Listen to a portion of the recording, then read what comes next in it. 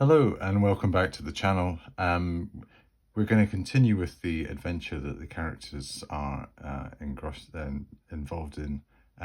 They just discovered some other characters unexpectedly in the room that they had just entered, and I have had just a quick chance to maybe have a think about this and maybe come up with a rationale why they are there. One quick correction: I did see that when I rolled my D3, I got a 4 for thing, and it should. Sorry, my D4. I got a 4 for number of characters, or did I get a 3? 3 plus 1. I can't remember. I thought when I looked at the footage, I'd rolled a 4, and it should be a plus 1 that you add to the. Maybe I got a 3 and I've already added a plus 1. I'll have to check. I just thought I must have to add another character.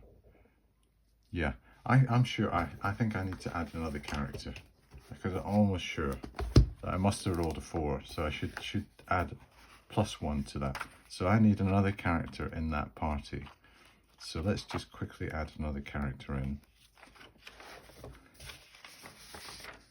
It's not a big deal. If I go back and see the footage, I can always take one off. It's just a bit interesting to see who else is there in this group. So we get an 18. So another cleric. So 2 clerics. So we have 2 clerics in the party. So for some reason, this Baldur is been hanging around the Green Dragon. He must have been busy drumming up clerics. So another cleric times. So that's 1, and that's cleric 2. Okay. The other thing was, where had these? Where did this party come from? And what I'm going to say is that when we had this original role, we'd already just come on the back of getting this special result, and I said, well, we'll do the special. It contains a stairway, and when we rolled it, we got up 2 levels, 7 to 8. So I thought, well, why don't I just recycle that and say that we've progressed on, we've generated a monster. We won't bother with the treasure, but we've generated a monster, and we still keep the up 2 levels. So I thought, well, why not have this group of characters, this group of 5, they have come out today, and they have gone past the point where we went down with our rope, and they've continued just to follow the crevasse to the end. Maybe they've got slightly confused and lost, but they do realise that it's coming towards the end, and they come across maybe a sinkhole, say a sinkhole here, and they see down in the gloom when they investigate, maybe the druid or probably the fighter, but say Baldur, he goes down with his rope, he hangs down, and he sees some almost like a shaft open up, and there's stairs going down, and this used to be kind of like a turret of the complex. So it's part of the palace. Maybe there was an overall part of like the battlements, and that's been kind of covered over by this lava flow, but there's still a staircase present. And this sinkhole has just appeared recently, maybe in the last few years. Just the fact that it's not really that stable geologically, this entire area, and bits of it are kind of collapsing and kind of reforming and that type of thing. So there is a kind of staircase going down from the tower to the, I suppose, to the base of the tower, and then a further 30 feet down to here. So there at the end of this passage, there's another staircase. So a bit like this bit here, but linking with our sinkhole. So we have this staircase here, and this is what these characters have come. They've almost arrived here. They're kind of getting the bearings again, and then lo and behold, our characters come through. They hear this kind of bang on a door, this door here, as they proceed along here, and they think, oh my goodness, it's you. And they have this initial reaction, which is uncertain and positive. So they're a wee bit on the cagey side, and they're saying, "Oh, we weren't expecting to see you here. What are you doing? Have you come and got some loot? And we thought we might be the only characters involved. And why didn't you want? You had a chance to team up with me before," as Balder says. Now let's do just a little check to see whether who would be the natural leader there, and I would say that there's a pretty good chance it could be any of them. So if we just do like we'll say Balder more likely because maybe he's organised it. 3, 4, 5. So let's see who the leader is, and then we could maybe do kind of like an interaction with our characters. So that's a 2. So it is Balder. So Balder is the leader, which is in some ways that's quite good because we've got the strongest interaction with him, and he's already positive. So I would say let's enter into a negotiation, and if you think about it logically, what would the party, we'll call this party B and we'll be party A. What would party B's motivation be? Now they have, for some reason, they have had information that they have gained that there is this palace here, which is probably common knowledge because that's what Rumix the sage, was it Rumix? Yeah. The aged, the sage, was talking about in the Green Dragon. We, as a team, as a party, managed to get more information because we managed to go through Rumix, and then we went to see Jasper, and then we went to see Rubicus, the Lawmaster. So they have gained information about the generality of the thing, and maybe they've just kind of almost like performed a bit of an exploratory mission out to Dunmorna, and they've kind of got lucky. They've kind of explored down this crevasse. They've had some vague rumor that you go for the central crevasse. We got actually concrete information. Maybe some of that has emanated out now that you go for the central crevasse. They have stumbled along here. They've gone past where our rope is. They haven't noticed it because Tristan's hidden it. They've come across this sinkhole, and they were being very lucky today. Balder's gone down. He's shouted up, "Oh, look what I've found. There's a staircase going down." My goodness. And they don't know about any of this because they haven't been down to the floor of the chasm, the crevasse. So they just think, "Oh, whoa, is this the entrance to this complex, this palace?" And they've just gone down, and then suddenly they've come down these stairs and they've seen it kind of turn into like a kind of, they've come away from all the volcanic part of the overworld into this underworld kind of setup similar to all this, and that's them entered the dungeon that way. And they've just been walking up here, and then our characters come barging through here, and we have that interaction. And the initial reaction is they're a bit kind of cagey. So they would be their motivation would be they're just ready to go. They want to explore. So I would say that their opening position would be that they want to get some information, and they want us, the characters, to maybe give them an idea what is the overall geography of this place, and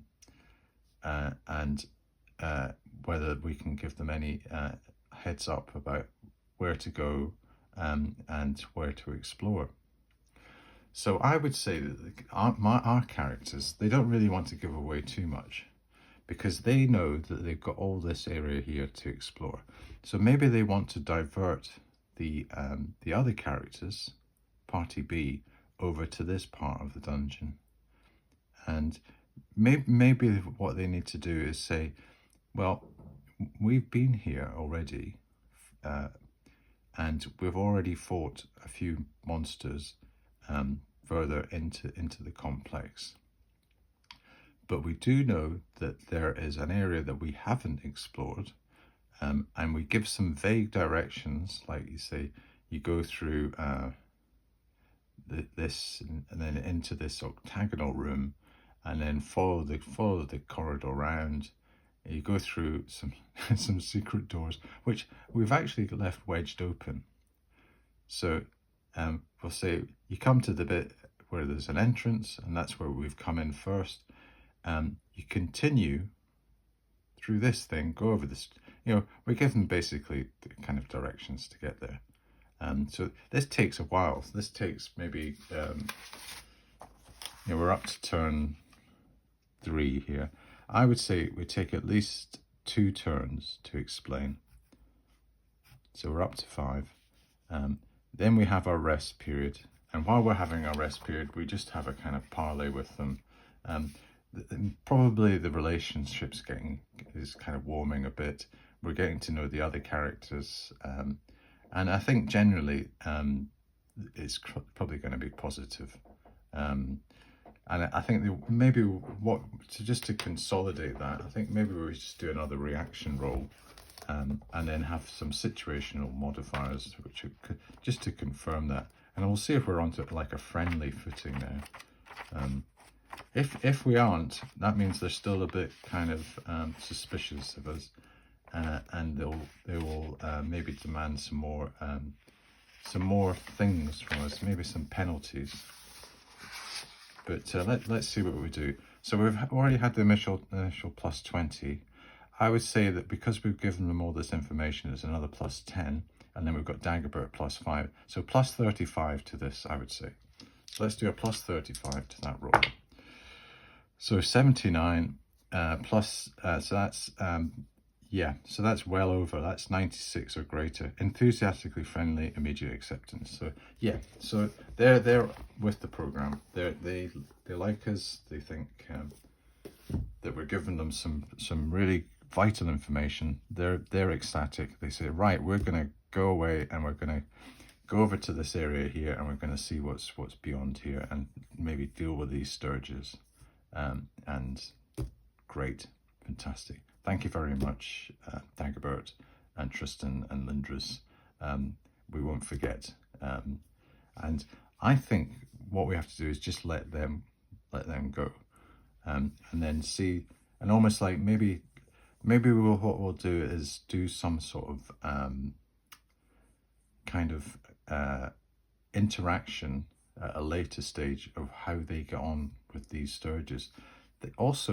They don't really know this complex that well. They might get lost, or they're not familiar with it. They could potentially not be able to get through some secret doors. Because we've left this strong room, we've closed the secret door again. So unless they're looking, which probably they won't, I think that's probably going to be quite safe. And we have spiked this open. We've spiked this secret door open. Have we spiked this one? I think we must have. Yeah, I should have put my little spike marks, because we've got little spikes here, spike here, spike here, probably a spike here just to get us through. and then it's doors thereafter. So they're okay. And then our final door to get in with the Sturges. So I would say after this, after about maybe 30 minutes, they say, right, thanks for your help. And just as they're about to go, we have a wandering monster chick, which is might be quite useful, having all these extra bodies there, just in case we have to deal with, say, about 10 goblins or something. In this case, there won't actually be a cap, because we've got so many level 1 characters with us. So let's see if we get a 1 or a 2. So there's no wandering monsters. So they say goodbye. We'll see you later on, sometime. Maybe in the Green Dragon later on. And we say farewell. Good luck. Say hello to the Sturges for us. Phew. So the characters look at each other and think, okay, so I think we just need to focus on our time now, and think about getting one other big gain, and then let's get out of here and get back to the Green Dragon. And what we could do, at least with the 250 gold, is that we can, with the rest of our money, at least give that to, say to Fredegar, look, we've got this cash, we can pay for ourselves for a month, and we can just use that with peace of mind that we've got a base. We can come back here because we know about it. We can go into all these other rooms that we haven't explored if we don't do it just now. And they kind of agree to that. They think that's a good strategy, Dagobert. Well done. I'm glad that we've got you as our leader. Dagobert says that's fine. Okay, so where do we want to go? Now, I think that this would be interesting through here, or this one. Or would this one here be a good one to go?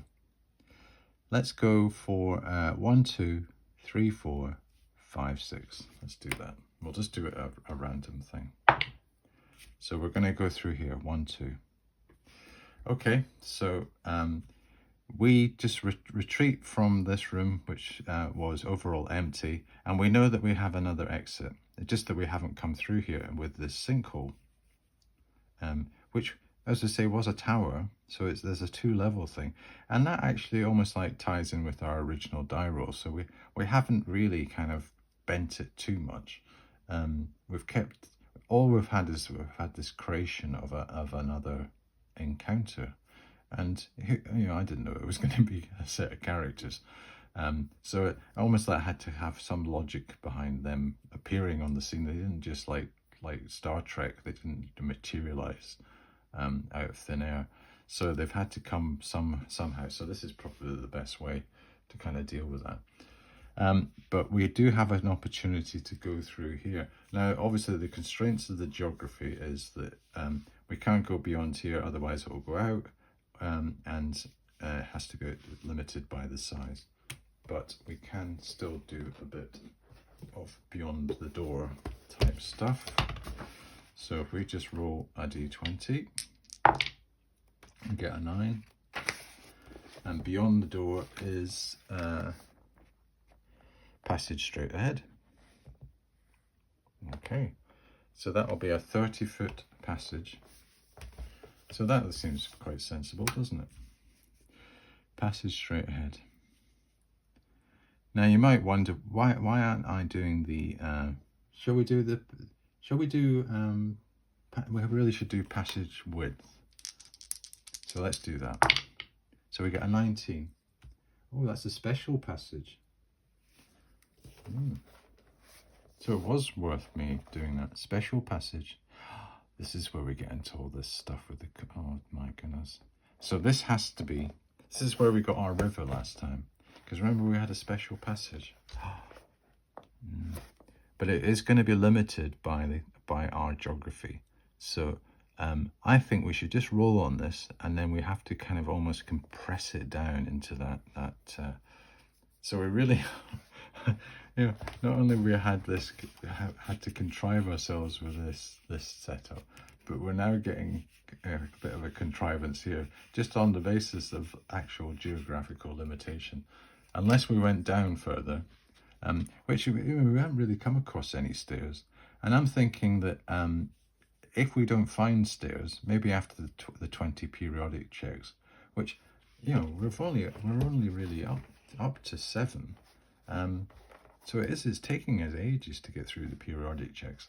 I would say that we would say that there's going to be a staircase, and we could maybe determine on a d6 how many levels we're going to have in this.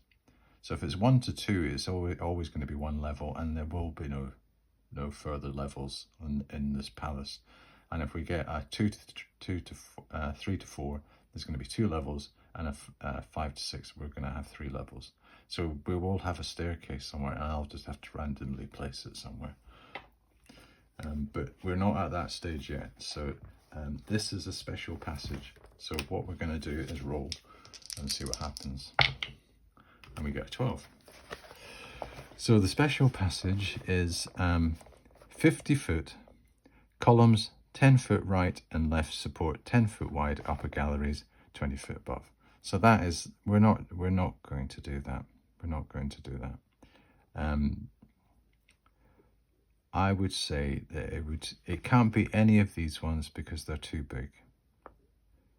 40 feet, no. Yeah, we could go maybe 30. That's what, 10, 20, 30. There's nothing 30. So I would say that we are limited to these ones here. Maybe a 10, 20 and a 20 foot chasm. Oh my goodness. Chasms bisect the passage. They are 150 to 200 feet deep. Ooh, that sounds a bit scary to me. I think we just need to do, I think we have to maybe err on the side of caution and just go for a 10 foot passage, and then we'll do another periodic check. Yeah, I think that's what we'll do. If this was, say over here, we'd have room, acres of space to deal with. But because we've got this limited area, I think we're just going to go with the bog standard 30 foot, 10 foot passage. Okay. And then we'll do a periodic check at the end.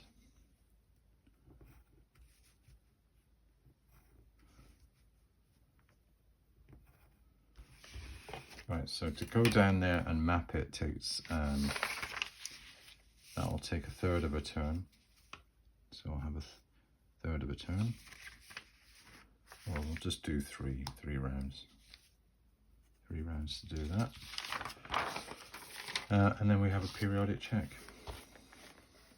Again, so I'm up to 8 on my periodic checks. And we get an 8.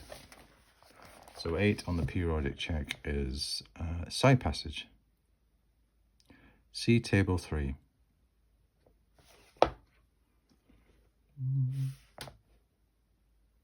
Okay, let's roll.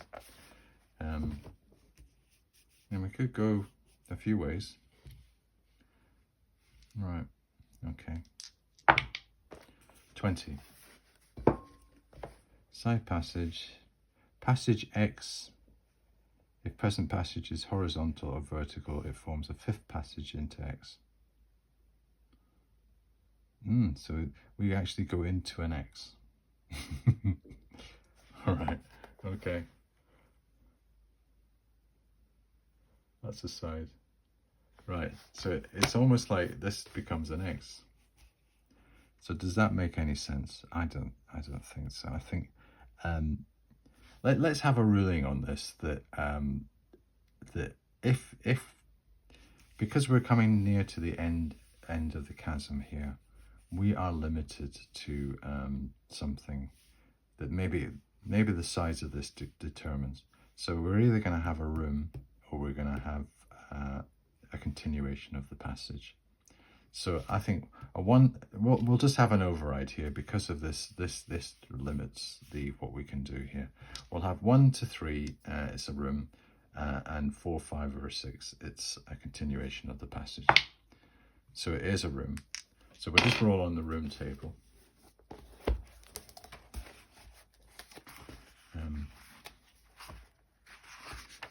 So this maybe just shows you that when you do come to these kind of situations, you've really got to use maybe a bit of discretion and have an 18. And then the room is an 18, unusual shape and size. Well, hey, our favourite. So it really is, it seems like as soon as we've got into this side of the dungeon, it's really just almost like forcing itself into this kind of almost chaotic kind of makeup. And every roll I'm doing, it's unusual, special.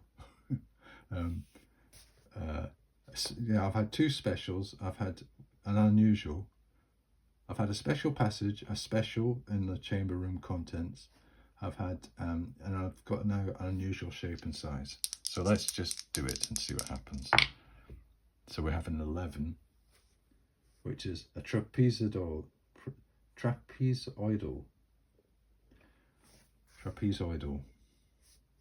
Is that like a rhombus type thing where it kind of... Okay. I'm just going to say, I'm going to make a ruling on this again. I'm just going to say it has to be a square room. And I would say the biggest that we can do is maybe, let's go for a 20 by 20. No, I don't really want a strange kind of shaped thing there. Let's just have a bit of an override. Now this is where it's kind of fallen down a wee bit, but let's have, maybe do a 30 by 30. Okay, but let's see where we place it. Is the edge of it, is it here? Or does it start here? So we'll have 1 to 3, it goes over here. 4 to 5 or 6, it starts here. So it does it. So we've got a 30 here.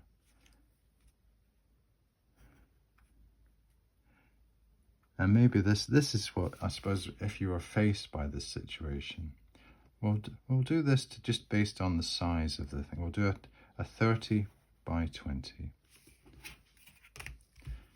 Now this is probably the closest we've come to almost like making up on the spot, but I think I'm just a wee bit limited by the geography. And some of the die rolls are just coming up with things that are finding it difficult to work with. So I need my special pen for that. I need to try and differentiate the room.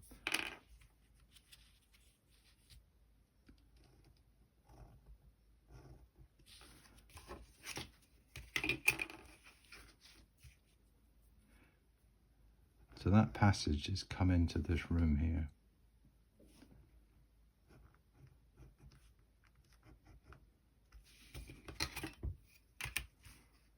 And I've got to be able to differentiate this passage as well, because this is a passage. So I better do it in nice dark. Does that make it a bit clearer? That's come into a room. Okay. So does this room have, let's say, because we've run out of space, it doesn't have any exits. So does it have any contents? And we'll do a D20 for that.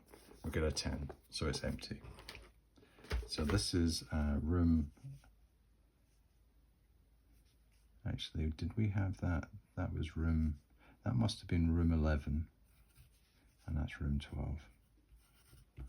So room 11, that's where we met the characters, is 20 by 30, and it's empty now, but it had characters.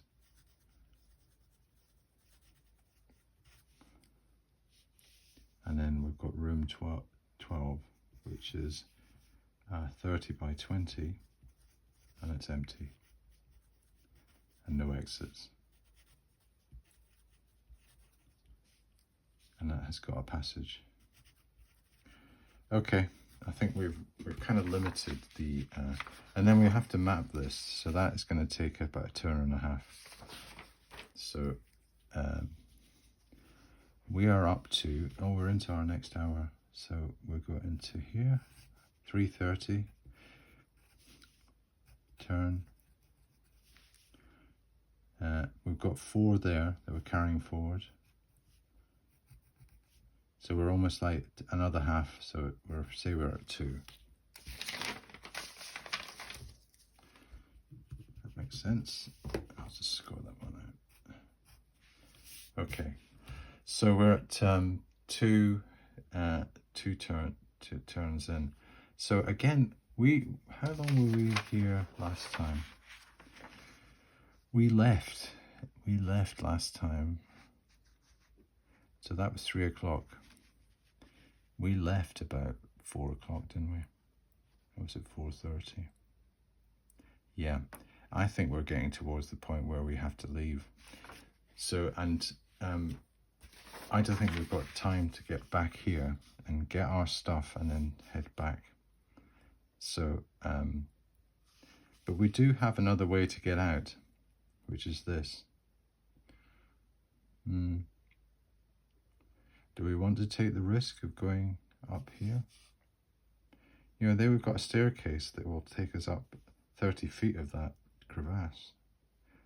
And then they said they managed to climb down because it's like a sinkhole. So maybe it's not as steep.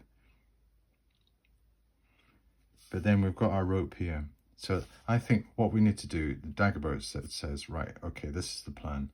We're going to just quit the dungeon today. We'll come back tomorrow. We'll have to see how this other party got on, whether they come back tonight. But we know from experience that it's getting late and it's going to take us time to get back. And if we don't leave just now, it might be dark by the time we get back. And the rest of the party, they agree and they say, look, yeah, I think we've been down here for quite some time now. We've been down here longer than we were. You know, this is into our 5th hour. We were only down into our 4th hour last time. I think we'd be down here. You know, we're kind of pushing our luck a wee bit. We've got these 250 gold pieces.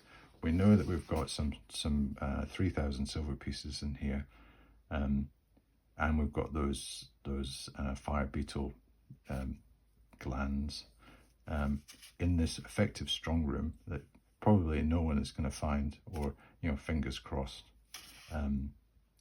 Let's do that. And they say, right, okay, Dagobert, we'll follow you. So we'll retrace our steps out here, go back out, round, down here. That maybe takes about another turn to do all that and get all our gear together. So we're up to, so that's 3:30. That's probably, we're now at 4 o'clock. So 4 o'clock, and we know it takes us, we go up the stairs, back over to our rope. We rediscovered our rope, and we don't really have too much encumbrance more than what we had at the start.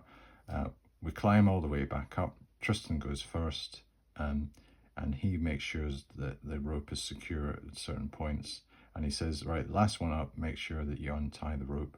So we do all that type of stuff. We pull our rope back up again. We roll it up. There's no trace of where we've been, and then we head back along the crevasse back towards the entrance, and that takes maybe about 20-30 minutes. So that's 4:30. We have to check for encounters on the way back. It's going to take us about 2 hours from then to get back to Marchton. So let's see what we do for encounters before then.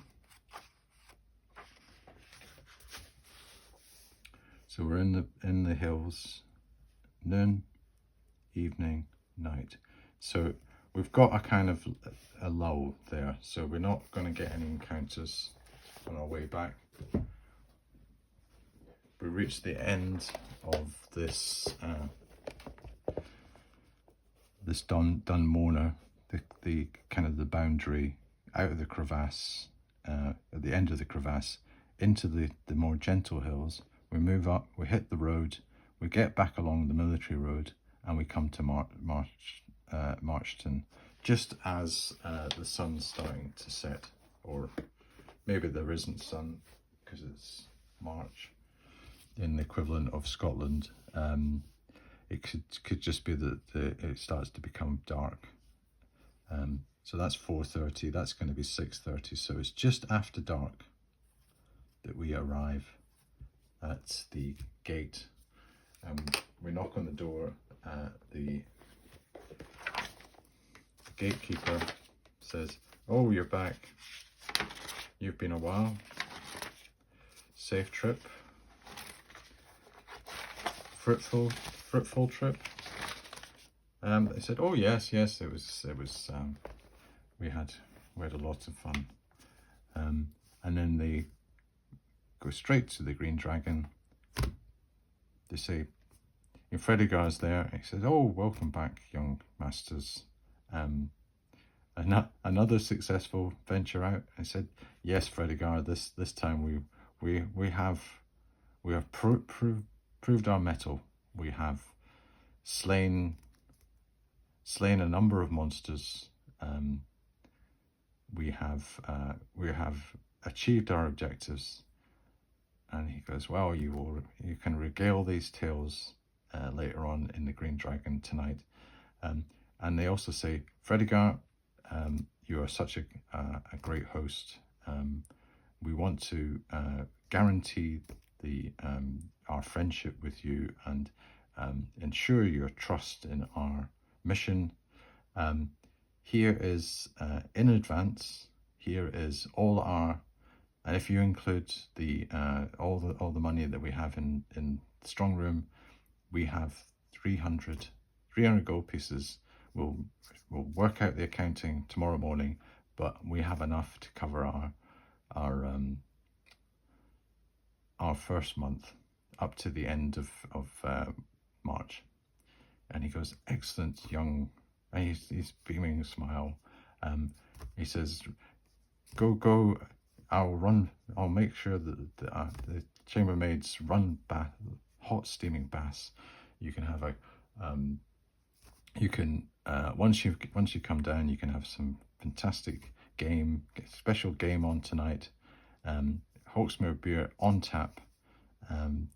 Enjoy yourself." Rowena, it's her last night tonight.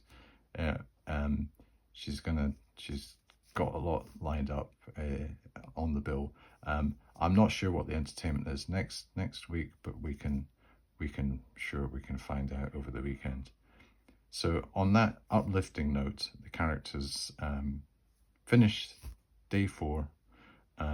Maybe not on reflection, maybe not a massive success, but an interesting day. They've had encounters with spiders. They've had fire beetles, and then they've had this new factor, this party. And I suppose when we think about the actual role-playing side of it, how are we going to represent that party, and how successful it's been? Do we almost take on the part of that? You almost have that as I remember when we started the channel up, and we were talking about well, you can have different groups of characters doing different things, probably split up because of things like they're doing training, and then this other, the other alliances form and they go out and do stuff. Do we maybe also have another party that we can start doing some adventuring with? That's a possibility. I still feel quite wedded to this particular group just now, and I've got a feeling I just don't have that kind of warm feeling about Baldur and this druid, and maybe the other two or two clerics. Where they come from. Have they got anything to do with the Order of Bane? They're probably more likely to do something with that that that other, what was the lawful good, religion. I've got the religion in here somewhere. Rumix, not brigands. Yeah, here we go. Aileron. Maybe they are clerics to do with Aileron. So they're quite really good, kind of goody-goody types. And Dagobah's thinking, oh, they're a bit softies, you know, they're just not, they haven't got that metal that we've got, you know, that hard stuff. But, you know, and the magic user, he's an unknown quantity. We haven't come across a magic user yet, you know, a pure magic user. You know, that might be interesting to find out. Okay, I think what we'll do is we'll leave that there. I just wanted to maybe resolve the situation with the party, the NPC party, and maybe have an origin story for them. We did have a bit of contrivance going on with some of our later things, but I tried to sanitize it down to just some basic, almost like bring ourselves back down, and almost like have a kind of footnote, a full stop in that part of the dungeon. There's still plenty of options to explore. I think we'll just leave it there for today. Okay, well, thanks for watching, and I'll see you next time.